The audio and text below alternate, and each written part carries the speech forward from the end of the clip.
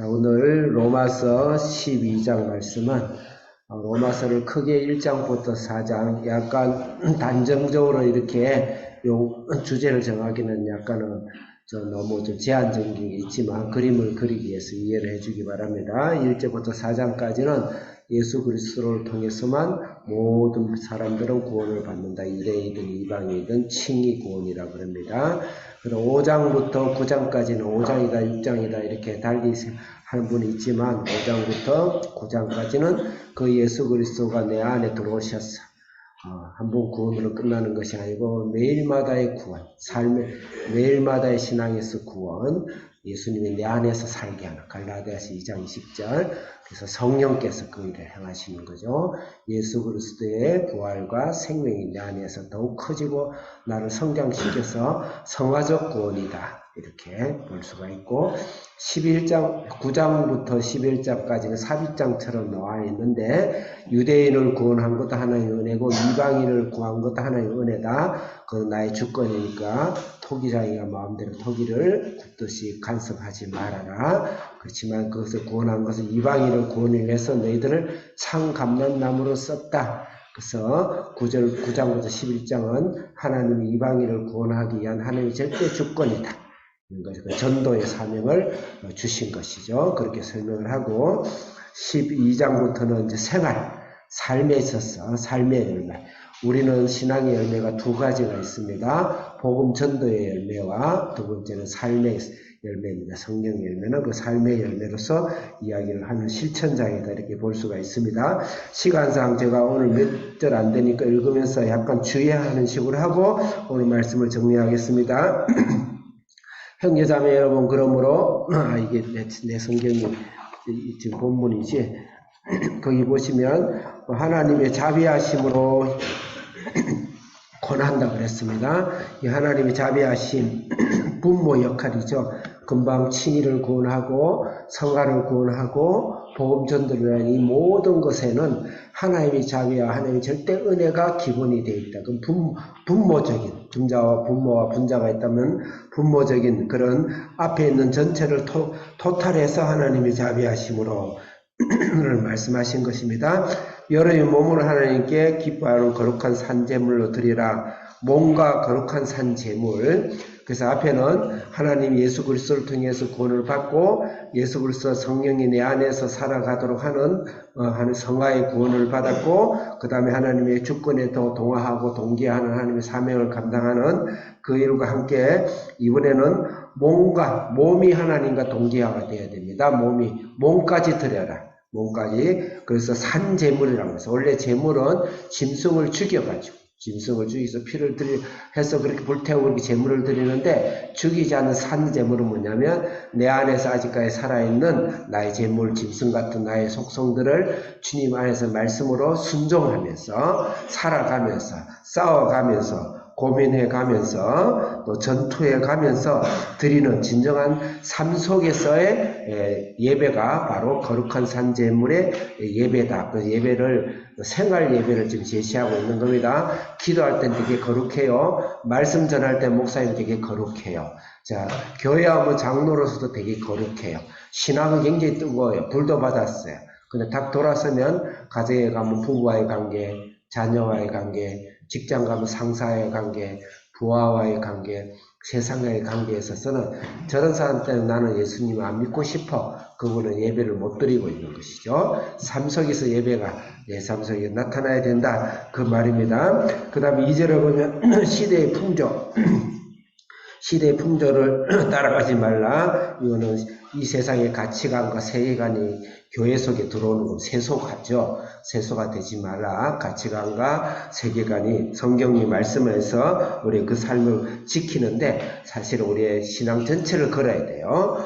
그것을 혼용한다든지 그것을 타협하면 안 되는 거죠. 그렇지만 문화 코드는 다릅니다. 문화는 음악이나 예술이나 이런 것은 중립적입니다. 복음을 전하기 위해서 거룩한 찬양을 하기 위해서는 옛날 클래식 찬양하고 복음성가는 아니다 이런 말을 하면 안 돼요. 랩도 또는 헤비메탈도 복음 전도를 위해서 그 시대의 문화로서 쓸 수가 있는 것이에요. 그것은 구별해야 됩니다.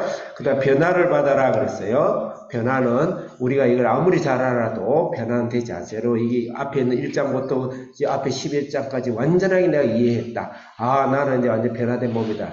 아, 착각하지 마십시오. 이 모든 건 벤츠를 아무리 갈고 닦고 멋있게 6기통, 8기통을 만들어 놨더라도 그 속에 내가 믿음의 키를 돌리지 않으면 절대 역사는 일어나지 않는다. 그 믿음의 키는 바로 기도입니다. 믿음과 기도입니다. 그 안에 오일을 가득 채워야 돼요. 그건 성령이십니다. 성령이에요. 그 변화를 받는 것은 성령과 기도 외에는 절대 내 삶이 생활 제사로서 변화가 일어나지도 않는다는 걸 알고 우리가 기도에 힘을 써야 됩니다. 그 다음에 3절, 1절부터 2절은 그 생활 예배를 이야기한 것입니다. 그 다음에 3절부터 8절은 그 생활 예배에 대한 구체적인 것을 이야기하고 있습니다. 특히 제가 지금 목이 많이 잠겨서 특히 지체라는 단어를 3번이나 쓰고 있죠. 지체라는 거. 우리 지체론입니다. 우리는 교회 안에서 각각 하는 일이 달라요. 코가 하는 일이, 입이 하는 일이, 귀가 하는 일이, 손이 하는 일이, 발가락이 하는 일이 다 다른데 그것을 서로 존중하고 교회 안에 서로 자기의 다름에 대해서 존중하고 그 존중하는 그것이 바로 생활 예배입니다. 아, 나는 말씀을 잘하니까 마치 말씀 가르친 사람이 교회 전체 정권을 휘두르는 것을 하면 절대 안 됩니다. 그래서 저 부엌에서 일하시는 분이 하나님께서 큰 지체 역할을 하고 있는 거예요. 그 교회에서 여러 가지 우리가 또 우리 가정에서 사회에서 우리가 어떤 일을 하든지 지체 역할을 한다. 어느 유명한 훌륭한 거룩한 선교단체에 가서 거기 있는 선교 대표를 만나려고 아무리 찾아도 없더래요. 그래서 하도 찾아서 그럴듯한 걸 찾고 방망이 대지 없어서 물었대요. 여기 대표님이 어디입니까? 그러니까 저 밖에 저희 동구 밖에 나가보세요. 거기 화장실이 있죠. 거기서 화장실 푸고 있는 분이 우리 대표예요. 그랬다는 그런 제가 좀 각색은 했지만 그런 이야기. 그래서 우리가 지체론. 그 다음에 마지막으로 거기 제일 밑에 보면 예언이라는 단어가 나옵니다. 6절에 예언, 각 지체에서 은사가 있는데 예언, 섬기는 일, 가르치는, 권면하는 일, 그 다음 주는 일, 기도하는 일, 자선하는 일, 이 모든 것이 우리가 하나님의 은사로 주기 때문에 내가 어디에 속해 있는가를 생각하면서 감사하면서 그렇지 않은 다른 사람을 쳐서 존중하고 예의하고 그렇게 하는 것이 바로 생활 예배다. 내가 갖고 있는 뭔가 하는 은사를 받은 것 같아서 정권을 휘두르는 것은 절대 예배가 자기 몸이 예배 드리지 않는 거예요. 그거는 결코 하나님 앞에서 높은 구원을 받을 수가 없습니다. 하나만 더 여기서 예언이라는 단어가 나왔는데 예언은 고린도서 14장 29절에 의하면 예언은 이제 아마 성령의 카리스마의 은사를 이야기할 수 있습니다. 이것을 그냥 말씀으로 퉁쳐버릴 수도 있는데 물론 존중합니다. 그렇지만 예언은 예언인데 오늘날도 예언은 존재한다. 저는 개인적으로 믿습니다. 고린도전서 14장 29절에 예언의 영이 임할 때 아주 중요한 자세가 있어요. 첫째는 예언의 영은 공동체가 있을 때 합니다. 혼자 있을 때 혼자 가가지고 방에 가가지고 어디 무당집 가듯이 나 어떻게 되는지 좀 기도해 주세요. 영 기도해 주세요. 머리 뒤밀리는 거는 사탄이 하는 짓이에요. 사탄은 아니지만 사탄이 좋아하는 방식입니다. 절대 그러면 안 됩니다. 예언은 전체 모여서 공동체의 덕을 위해서 하나님 예언의 영이 임합니다. 그럴 때 전체 있는 데서 예언을 해야 돼요. 성령께서. 그리고 예언을 한 사람만 하면 안 되고 2명에서 3명의 예언의 영이 같이 임해요. 그러면 순서대로 해야 돼요.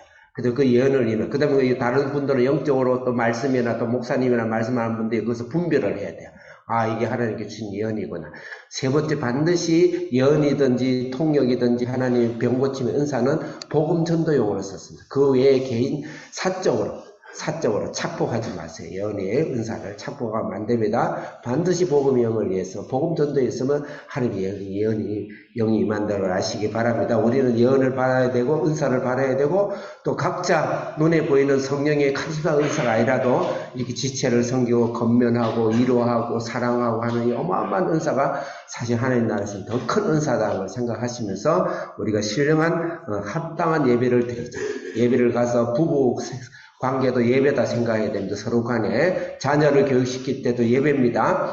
또 여러분들이 예배 드리지만 부모님께 하는 것도 그 예배예요. 여러분 직장에 가서 일하는 것도 예배이며 사업하는 것도 예배이며 여러분 공부하는 것도 예배입니다. 모든 것이 예배라는 걸 알고 우리가 예배로 나아가도록 합시다. 하나님 아버지 예배에 깊이 들어가고 기도와 성령으로 하나님이 성령의 불을 붙여주셨습니다. 이 거룩한 하나님의 예배와 은사가 불타오르게 해 주옵소서. 예수님의 이름으로 기도합니다. 아멘.